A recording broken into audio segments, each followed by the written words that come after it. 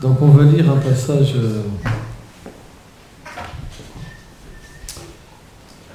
du Srimad Bhagavatam.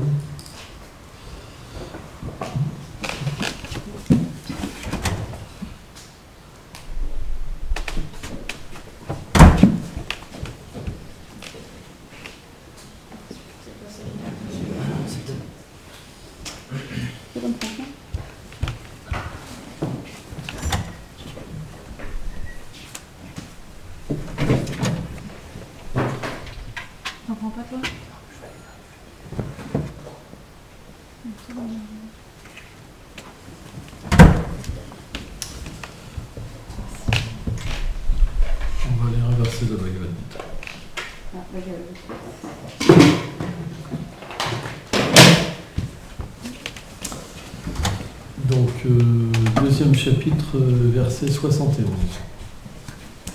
Om Namo Bhagavate Vasudevaya. Om Namo Bhagavate Vasudevaya.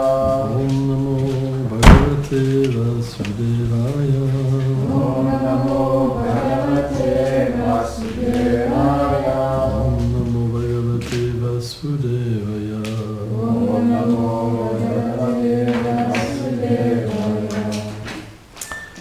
Vihayam kamyam saram pumam charati mithyam nilamamum nilahankaraham satchantim adhigacchati. Traduction. Seuls ceux qui ont renoncé à tout désir, qui en sont libérés comme du faux ego et de tout sentiment de possession atteignent la paix. Commentaire. Parce que l'âme conditionnée est absorbée dans le plaisir des sens, elle demeure remplie de désirs matériels. Pour cela, on l'a dit, recouverte de désignations liées à un corps particulier. Ainsi, lorsqu'elle revêt un corps d'animal, d'humain ou de demi-dieu, une palette de désirs l'accompagne. De cette manière, elle doit subir l'influence de son identification avec le corps issu du faux ego. Cette sorte de conscience matérielle lui fait alors percevoir toute chose comme inférieure et elle comme supérieure. Elle s'identifie alors à un contrôleur et développe le désir d'exploiter son environnement qu'elle croit inférieur. De cette manière, une multitude de désirs matériels immerge son mental qui va la forcer à s'engluer dans la matière. Ova Ganati Vilandasya Ganam Jalam Shalakaya Shakshuru Meditam Janatasme Shiguravelama Namam Vishnu Padaya Krishna Prestaya Bhutale Shrimate Bhakti Vedanta Swami Namine Namaste Sarasvati Devi Golavani Prachirine Nilveshesha Sunyavadi Prachakchari Shatarine.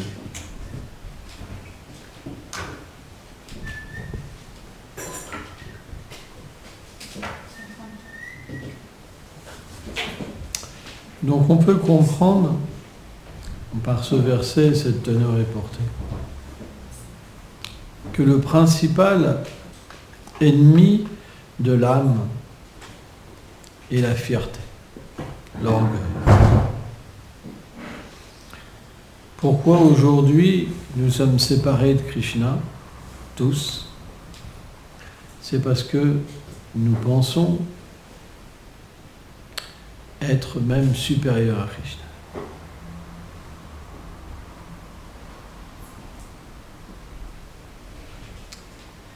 Nous pensons être séparés de Krishna.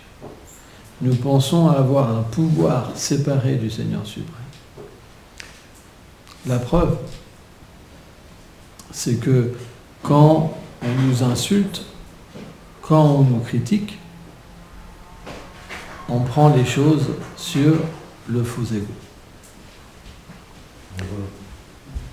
Pour qui il se prend, lui? Pour qui il se prend de me critiquer? Moi, qui suis si grand, qui ai tellement de connaissances, moi. Ça t'arrive jamais, Gauravani? Quand on dispute comme ça, de dire, mais va, pour qui il se prend quand même, il pourrait me respecter. Bien sûr, ça t'arrive. Sans ça, tu ne serais pas dans le monde matériel.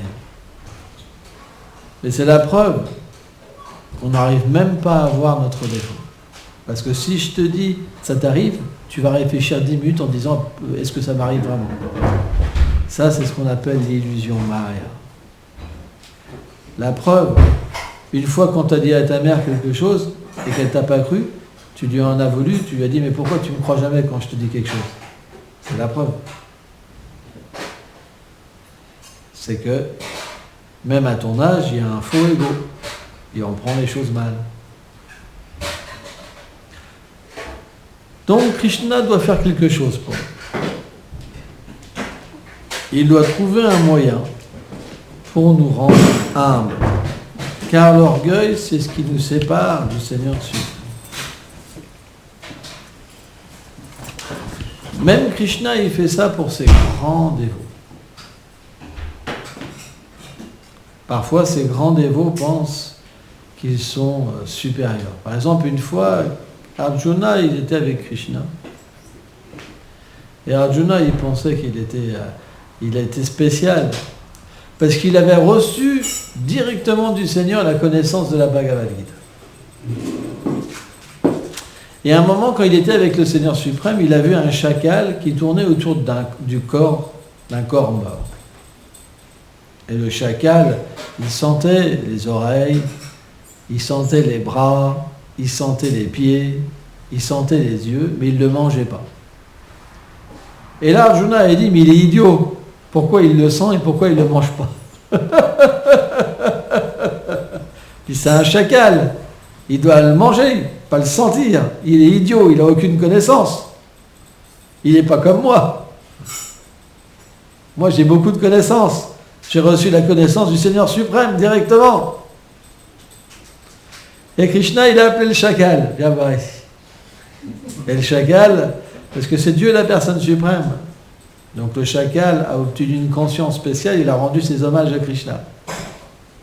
Et Krishna lui a dit, pourquoi tu ne manges pas le cadavre, chacal? Il dit, voilà, c'est qu'il y a différentes sortes de personnes. Les êtres qui sont pieux, ils se servent de leurs jambes pour parcourir les lieux de pèlerinage. Les êtres qui sont pieux, ils se servent de leurs yeux pour voir la forme de la déité. Ils se servent de leur bouche pour glorifier le Seigneur suprême. Or, à travers mon flair, je peux voir que cette personne a fait de nombreux lieux de pèlerinage. Et donc, je ne peux pas la manger. Et là, quand Arjuna, il a vu le chacal parler comme ça, il s'est dit, oh là là, en fait, il a une grande connaissance, plus grande que moi. Parce que moi, je l'ai jugé, mais je n'avais pas compris son action. Donc là, je comprends qu'il est plus élevé que moi, parce que je n'ai pas pu comprendre quelque chose qu'il faisait. De cette manière, Krishna a rectifié Arjuna. De la même manière, Uddhava est un grand dévot du Seigneur suprême. Il est un confident du Seigneur à Dwarka.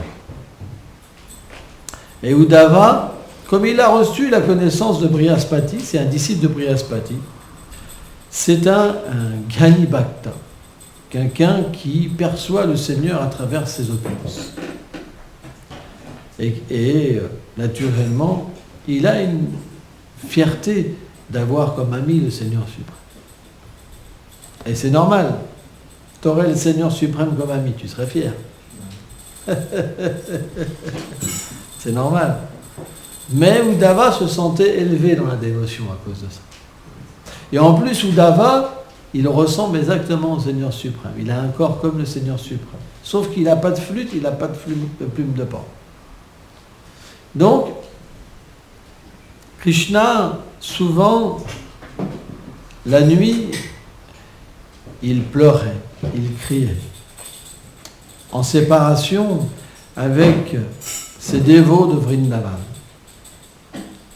Et quand il est parti de Vrindavan, on sait que les gopis, ils se sont même mis sous les stars, en fait, ils étaient prêts à être écrasés par les roues du char que Krishna avait pris pour empêcher Krishna de passer. Et finalement, ils ont accepté de laisser partir Krishna parce que Krishna leur a dit qu'il reviendrait. Mais Krishna ne revenait pas. Et donc les habitants de Vrindavan qui ne peuvent pas vivre un seul instant sans la compagnie de Krishna, ils ont développé une séparation très très très intense. Et donc, comme le Seigneur sentait leur séparation, il a envoyé Uddhava pour apaiser leur séparation.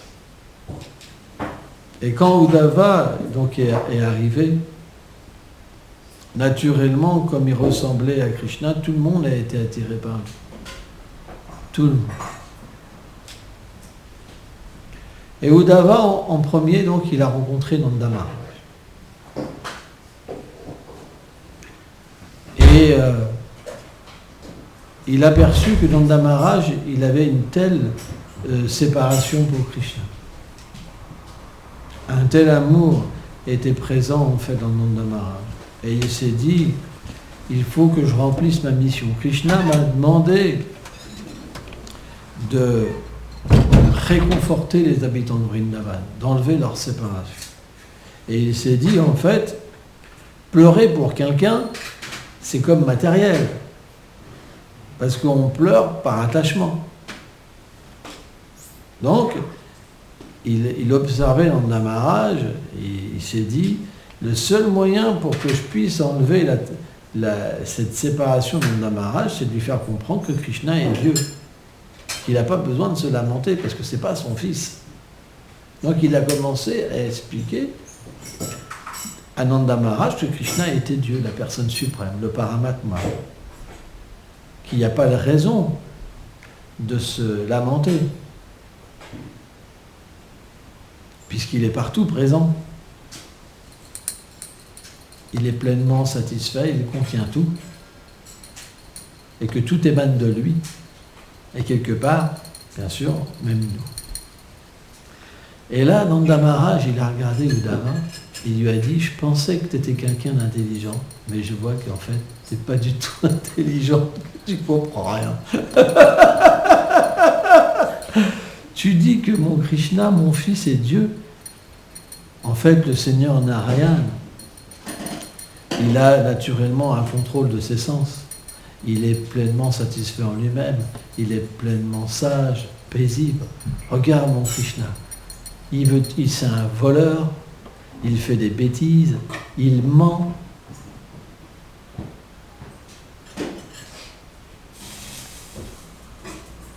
Et donc ça a fait un choc à Nanda Maharaj qui lui dit ça. Il lui dit, et donc Uddhava, il ne savait pas quoi faire. Et donc il a argumenté. Et là, Nanda Maharaj lui a dit, si je dois accepter que Krishna est Dieu et que j'ai perdu Dieu, alors tu as fait que ma lamentation, elle augmente des millions de fois. À cause de toi, ben...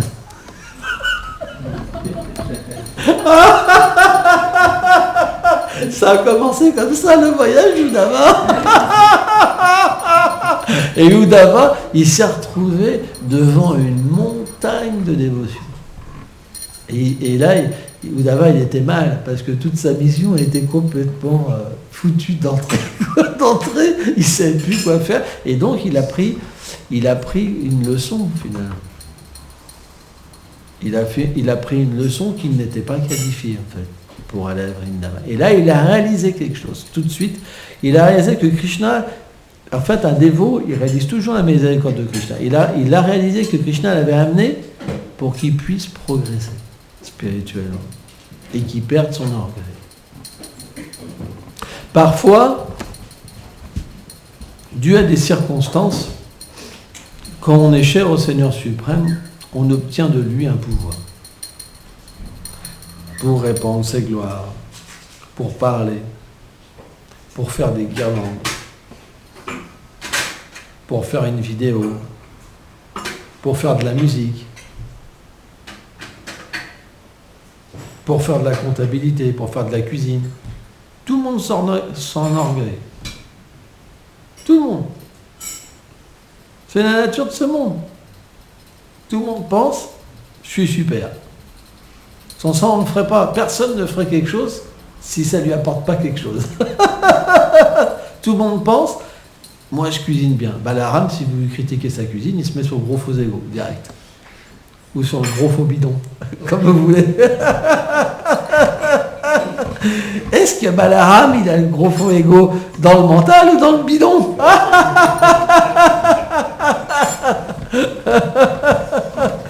On pourrait se poser la question.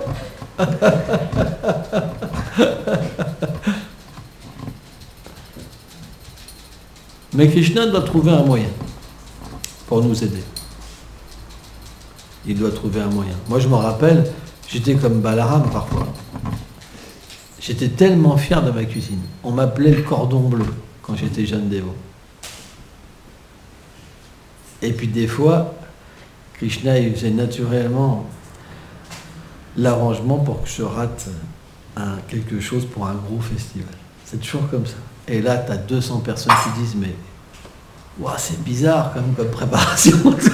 Puis là, tu es là avec ton gros faux égo en train de te défendre. Mais non, c'est super bon.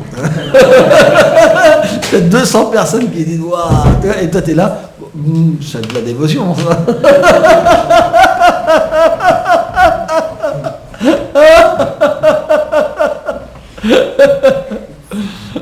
Et bien, Uddhava, il a réalisé que Krishna m'a mis dans une situation qu'il allait apprendre. Et partout où Uddhava a été, quand il a rencontré les gopis, quand il a rencontré Radharani, Uddhava est devenu le professeur. Et il est devenu tellement humble, tellement il a trouvé des personnes qui étaient tellement plus qualifiées que lui, qu'il a prié pour renaître en tant qu'un buisson, pour recevoir la poussière des habitants de Vrindavan sur sa tête. Donc, parfois le Seigneur, et tout le temps, il fera un arrangement pour que notre orgueil soit détruit. Et c'est à partir de là que nous pourrons progresser. Parce que Chaitanya Mahaprabhu a dit Trinadapi Sunishena, Tadolapi Seishtuna, Amalena Manena Kirtana Satali. À moins qu'on soit humble, tolérant et respectueux, et qu'on ne désire pas le respect pour soi-même, on ne peut pas développer la dévotion. On ne peut pas entrer à Vrindavan. Le Seigneur a mis cette condition. Si nous voulons chanter le nom pur, il faut que ces qualités viennent dans notre cœur. Sans ça, nous ne pourrons jamais chanter le nom pur. Chaitanya Mahaprabhu a expliqué que celui qui est plus humble qu'un bras d'herbe, plus tolérant que l'arbre, qui offre ses respects à chacun sans vouloir aucun respect pour lui-même, il peut chanter purement le nom. En fait, le nom lui-même chante à l'intérieur d'un tel dévot. C'est la condition. Or, aujourd'hui, si nous n'avons pas de goût, si nous sommes testés, que dire si parfois nous arrêtons de chanter? C'est simplement parce que notre orgueil est démesuré. Nous allons même quitter la compagnie des dévots si nous entendons qu'un dévot nous a critiqués. En fait, nous courons après le respect. C'est pour ça qu'il y a des guerres. Quand un pays ne respecte pas un autre pays, c'est la guerre. Quand un membre de la famille ne respecte pas l'aîné de la famille, c'est la guerre. En ce moment, tous nos problèmes viennent de là. Et si on observe bien, c'est la réalité. Parce que si on était humble, tolérant et respectueux, on verrait le Seigneur suprême. On verrait la cause derrière toutes les causes. Et naturellement, notre attitude ferait qu'on pourrait tout harmoniser avec la cause première qu'est le Seigneur suprême. C'est pour ça qu'Uddhava, quand il a parlé à Nanda Maharaj, il a tout de suite réalisé que Krishna l'avait mis dans cette situation et que c'était très favorable pour lui. Mais en même temps, il s'est retrouvé dans une détresse extrême. C'est que le Seigneur lui avait demandé quelque chose, mais tout l'inverse était arrivé. En fait, le Seigneur voulait faire voir à Uddhava la qualification. Qu'est-ce que c'était l'amour de Dieu? L'amour de Dieu, finalement, c'est un amour qui n'a pas de cause. Par exemple, si une femme aime un homme parce qu'il est riche, il y a beaucoup de femmes, il y avait une histoire comme ça, qu'un homme très moche, qui habitait dans une maison reculée à la campagne, avec des habits moches, il est devenu multimillionnaire du jour au lendemain. Et là, il y a une très belle femme de la haute société qu'il a courtoisée pour devenir, en fait, pour qu'il devienne son époux. Et tout de suite, tout le monde a vu la supercherie, quoi. C'était trop gros, quoi. Et lui-même, en fait, qu'est-ce qu'il a fait? C'est qu'il ne l'a pas mis sur son héritage. Il a fait en sorte pour qu'elle n'hérite pas de sa fortune. Et d'ailleurs, elle l'a quitté parce qu'elle l'avait déshérité. Donc, ce genre d'amour-là, il a une cause. Il se finit quand il n'y a plus d'argent. Vous comprenez? De la même manière, dans ce monde, tout est quand même basé sur la vie sexuelle. Si, par exemple, une femme ou un homme n'ont plus le plaisir sexuel, l'amour s'arrête là aussi. J'avais vu une histoire, en fait, super rigolote. Non, mais je ne vais pas la raconter. Puis je me rappelle plus. Donc bref, mais en fait les gopis, quand elles ont rencontré Uddhava, elles lui ont dit que elles ne comprenaient pas cet amour. Bien que Krishna, comment dire, elles comprenaient. En fait, leur amour était sans cause. Peu importe ce que Krishna leur faisait. Peu importe si l'amour qu'elles ressentaient pour Krishna leur apportait une détresse illimitée. Cet amour ne pouvait pas le quitter.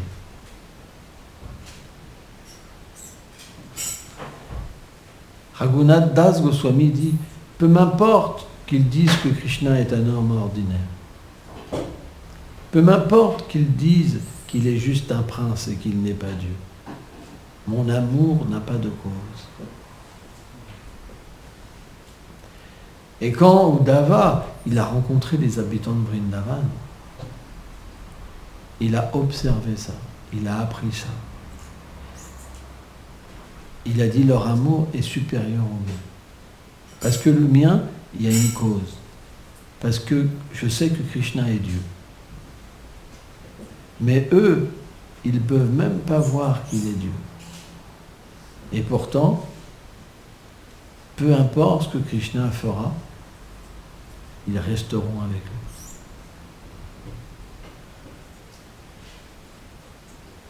Donc ça, c'est l'amour qui capture Krishna. Bilbal Mangal Thakur, par exemple, qui est un grand dévot du Seigneur, un jour, donc il a vu une femme, très belle femme, Et son cœur a été attiré. Il ne sait pas pourquoi. Il a commencé à la suivre. Et c'était un brahmana. Et la femme s'est dit, tiens, c'est bizarre, un brahmana me suit. Donc elle a été puiser de l'eau, et puis elle rentre chez elle. Et puis Bilva Mangal Thakur, en fait, il frappe à la porte. Et là, le mari sort. Il dit, qu'est-ce qu'on peut faire pour vous? Vous voulez quelques aumônes, etc. On est prêt à vous donner. Il dit, non, je veux juste l'épingle qui attache les cheveux de votre épouse. Donc ils ont trouvé ça un peu bizarre. Et donc, il a pris cette épingle pour se crever les yeux. Il a dit, en fait, c'est la dernière chose que je verrai, parce que mes yeux me trahissent. À cause de ses yeux, je dévie du service de dévotion. Vous savez, il faut une sacrée dévotion pour faire ça. Il faut vraiment déjà être des dévots qui sont dans la dévotion spontanée, qui ont un amour pour Krishna énorme. Krishna a fait ce divertissement et il s'est crevé les yeux. Vous vous rendez compte? Pour plus être jamais attiré par quelque chose de matériel. Et là, il désirait aller à Vrindavan. Krishna lui-même lui a pris la main. Il l'a amené à Vrindavan. Et pendant tout ce trajet, parce qu'il tenait la main du Seigneur, il a eu beaucoup de réalisations sur Krishna, à l'intérieur de lui-même. Il pouvait voir le visage du Seigneur, il pouvait voir ses divertissements, sentir le parfum du corps du Seigneur, entendre ses rires. Et quand il est arrivé à Vrindavan, Krishna lui a lâché la main. Et là, il a réalisé que c'était le Seigneur. Et il lui a dit, tu peux te sauver de moi. Tu peux. Mais sache que maintenant, que tu es apparu dans mon cœur, je te fais mon prisonnier.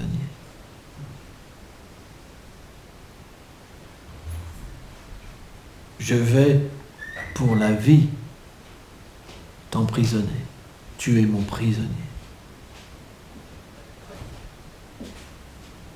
Et l'amour pur peut enchaîner Krishna véritablement. C'est la seule manière d'atteindre Krishna. Bhaktiram Jarati. Cette dévotion pure, elle permet d'entrer dans le royaume du Seigneur suprême. Il n'y a pas d'autre moyen. Mais cette dévotion, elle est sans cause. Elle est pure. Krishna explique Chatu Vija Bhajante Man. Krishna dit 4 sortes de personnes avec des motivations m'approchent. Le malheureux, le curieux, celui qui cherche des richesses et celui qui cherche la réalisation impersonnelle.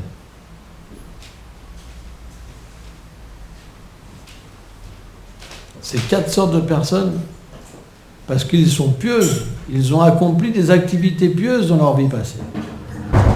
Ils m'approchent, mais d'une manière impure. Cette dévotion-là, elle ne permet pas de capturer Krishna, mais elle permet d'aller vers lui. Et par le biais du maître spirituel, puisque Krishna, qu'est-ce qu'il fait? Quand on veut aller vers lui, il nous amène à son dévot. C'est un principe qui a été expliqué dans les Écritures. C'est un principe qui est enseigné par tous les sadhus, les saints. Et à travers l'enseignement des dévots, on peut graduellement se libérer de nos impuretés. Parce qu'on peut comprendre que ce n'est pas de cette manière-là qu'on pourra atteindre Krishna. On entend parfois beaucoup de personnes se lamenter, parce qu'elles n'ont pas une situation comme elles voudraient. Mais personne ne peut avoir une situation parfaite dans ce monde. On hérite simplement d'un environnement selon nos actes passés. C'est nos actes passés qui nous mettent dans cette situation-là. Ce n'est pas les autres, c'est nous-mêmes. Le corps qu'on reçoit, l'état mental qu'on reçoit, les gens qui nous attaquent, le bonheur qui vient, tout ça vient des vies passées. On n'a pas le pouvoir de stopper toutes ces choses. Par contre, on peut comprendre qu'en s'abandonnant au Seigneur suprême, on peut en profiter. Parce que dès qu'on s'abandonne au Seigneur suprême, cet environnement va purifier toutes les réactions de nos vies passées. C'est pourquoi le Vaishnava nous apprend le principe de l'action, le principe de la réaction, d'engager toutes nos tendances au service du Seigneur suprême et purifier toutes ces imperfections pour que, à travers le service de dévotion, le Seigneur graduellement réciproque avec le dévot. Et lorsque le Seigneur réciproque avec le dévot, qu'est-ce qui se passe? Eh bien, il atteint une conscience où il commence à aimer Krishna avec de l'amitié, avec un sentiment parental ou un sentiment amoureux. Et là, Krishna va faire en sorte que son amour devienne graduellement pur. Et à partir de là, le dévot devient complètement comblé. Il n'y a pas d'autre moyen. Notre but, il n'est pas simplement de faire des guirlandes de fleurs d'une manière externe. Notre but, il est d'être introduit à travers une activité externe dans une activité interne. Est-ce qu'en ce moment, quand je fais la guirlande de fleurs, je la fais vraiment pour Krishna, avec amour, avec dévotion, avec une conscience supérieure? On devrait analyser notre mouvement. On devrait analyser même notre respiration, notre toucher. De quelle manière je vis? Comment je marche? Comment je regarde? Comment je mange? Comment je pense? Comment je parle? De quelle manière je suis avec les êtres? Si on analyse notre vie, on voit qu'il n'y a pas grand-chose. Elle est comme l'animal. On vit sans conscience. On vit par instinct. Simplement dicté par les sens. Quand les sens nous réclament quelque chose, alors on se bouge pour l'atteindre. Mais ce n'est pas ça la conscience spirituelle. La conscience spirituelle, c'est qu'on devrait faire les choses pour Krishna. Et c'est de cette manière-là qu'on peut purifier notre existence. Sans ça, on fait encore du karma. On doit exploiter la nature matérielle et prendre les réactions de nos actes. À moins d'agir pour Krishna, on ne peut pas se libérer des réactions de nos actes. C'est pourquoi on peut faire la même activité, mais avec de la conscience. Et c'est ça le but de vivre dans la compagnie des dévots. C'est de vivre avec de la conscience. Par exemple, Gauravani. Alors Gauravani, c'est un grand tricheur. Parce qu'il ne répond jamais dans la vérité. Il va dire, oh, je ne sais pas. Alors je vais lui poser une question. On va voir ce grand tricheur, qu'est-ce qu'il va me répondre? Ah. Alors, grand tricheur, toi qui fais toujours les choses parfaites, dis-moi, quand tu joues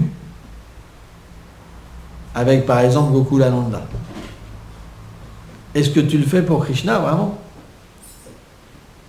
Non. Alors, il est dans la vérité. Il m'a répondu la vérité. Non. Donc, est-ce que tu penses que c'est la perfection?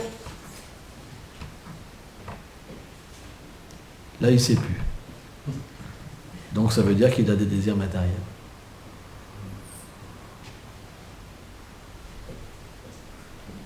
On est tous comme ça.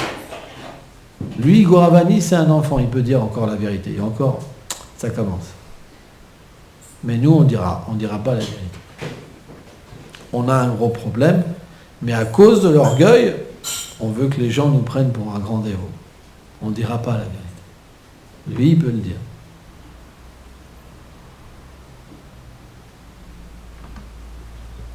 Il est là notre problème. Notre problème, c'est qu'on ne progresse pas. Parce que dans notre activité, elle n'est pas pure. On veut en retirer quelque chose. Et c'est pour ça qu'on est malheureux. Parce qu'on a besoin d'un grand amour. Quand on entend parler de Krishna, c'est très difficile après, quand la connaissance s'ouvre dans notre cœur, d'être satisfait par un petit amour. Parce que tout est imparfait. On a besoin d'un grand amour. On a besoin de Krishna. Mais malheureusement, on est bizarre. C'est que bien qu'on a besoin de Krishna, on n'en est pas persuadé complètement. Parce qu'on se dit, quand même, il y a peut-être encore quelque chose. Alors qu'on a fait le tour à travers tellement d'existences. Prahlad Maharaj explique qu'on mange notre propre vomi, parce qu'on refait la même chose. On se marie, on a des enfants, on se bat pour vivre, on naît, on meurt, on tombe malade. On refait exactement la même chose à chaque fois. Dans toutes les espèces de vie, c'est la même chose qu'on fait. Et bien qu'on a souffert vie après vie pour ça, qu'on a tout perdu au moment de la mort, on recommence sans fin. Vous trouvez ça pas ça bizarre? Si vous pouvez examiner une personne qui fait ça tout le temps, vous dites, mais vraiment, elle est folle, quoi. Attends, mais elle vient de quitter une personne pour souffrir, elle se remet avec une pire. Elle est bizarre, quoi. Est-ce que vous avez jamais observé ça? Est-ce que vous avez jamais eu cette réflexion chez quelqu'un? Tout le monde a eu ça. Pas toi, John Avadevi? Non?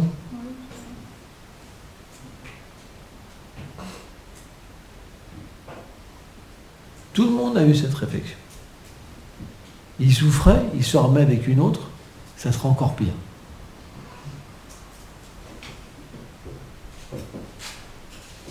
Et pourtant, on voit ça chez les autres, mais on ne voit pas ça chez nous.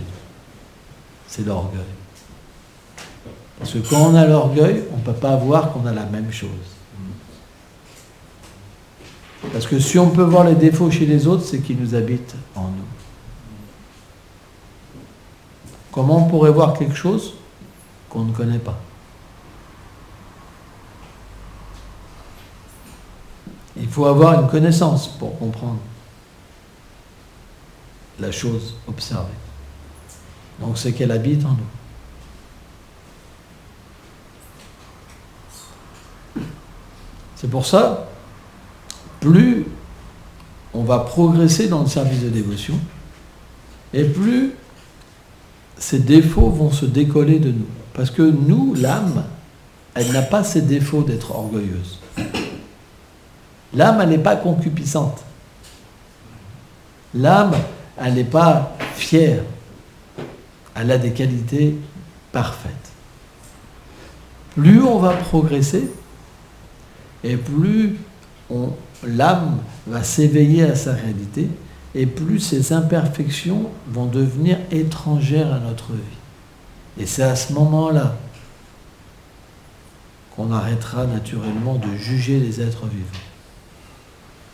C'est à ce moment-là qu'on pourra profiter de toutes les situations et de voir toutes les choses comme une cause supérieure. Et à ce moment-là, on sera naturellement humble, tolérant et respectueux. On pourra devenir sincère dans notre vie spirituelle et obtenir du goût pour chanter. Maintenant, si on observe, on a entendu ça combien de fois? Des milliers de fois. On parle de la même chose tout le temps. Et pourtant, ça rentre et ça ressort. Biouf. Ça n'a aucun effet. Parce que 5 minutes après, on va recommencer. Alors pourquoi ça n'a pas d'effet? Notre duplicité, bien sûr.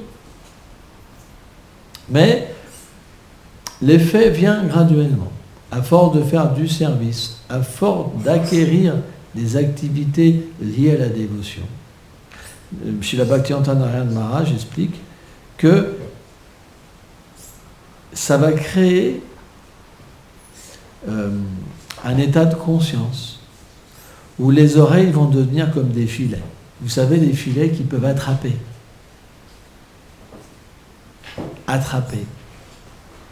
et donner la réalisation avec les paroles des sadhus. Au fur et à mesure qu'on va progresser, au fur et à mesure qu'on va entendre, les paroles vont rester, vont être comme des graines qui vont venir dans le cœur et donner des réalisations et permettre qu'on développe des qualités. C'est pourquoi il faut continuer. Et un jour, la même parole qu'on a écoutée 1000 fois, elle fera un déclic. Ça fera bling, bling. Waouh, waouh, c'est génial. Waouh, ce qu'il a dit, c'est génial, ça m'a touché mon cœur. On a écouté ça 1000 fois déjà. Vous comprenez? Mais c'est simplement à un moment dans notre vie où on va pouvoir avoir cette connexion avec la connaissance. Et il y aura l'application et la réalisation. C'est quelque chose qui est graduel. C'est très important de comprendre. Merci beaucoup.